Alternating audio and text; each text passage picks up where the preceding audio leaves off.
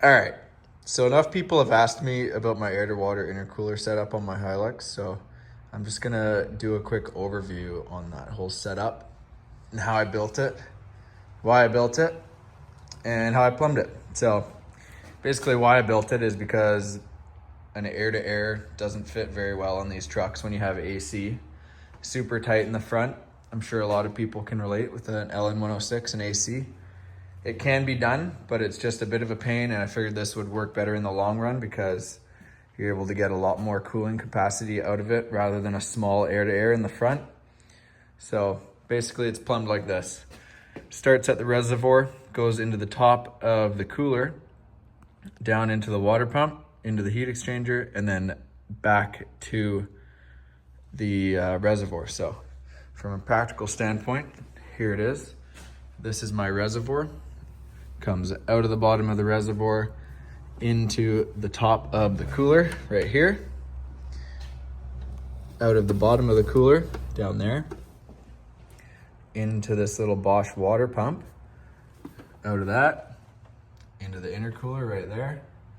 Out of the intercooler back to the reservoir. So super simple, and it works really well. Sorry about my engine bay, it's an absolute mess. But trust me, this does work really well. I've had it on here for about 4 years and I haven't had a problem.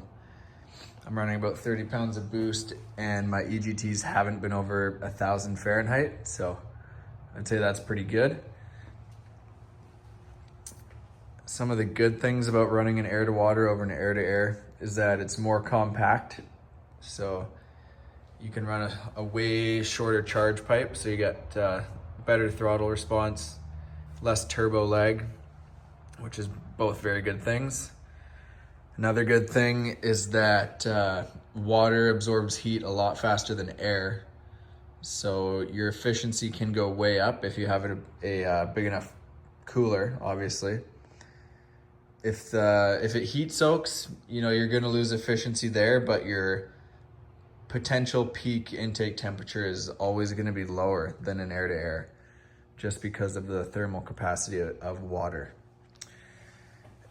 Some guys in drag racing, they'll run like an icebox setup. So they'll have a really big reservoir, and then you'll be able to just chuck ice in there before your run.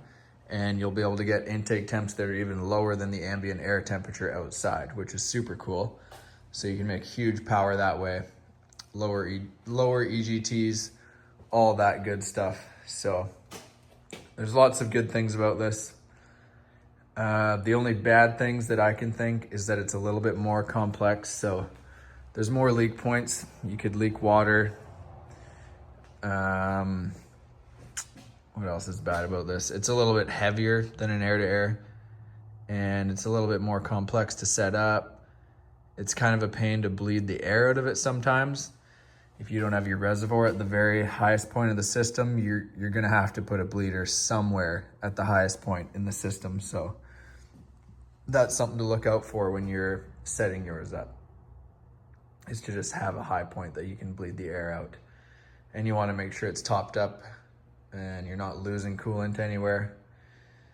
Another bad thing I could mention about this setup is that it is just a little bit more expensive than an air-to-air. So there's obviously more components involved.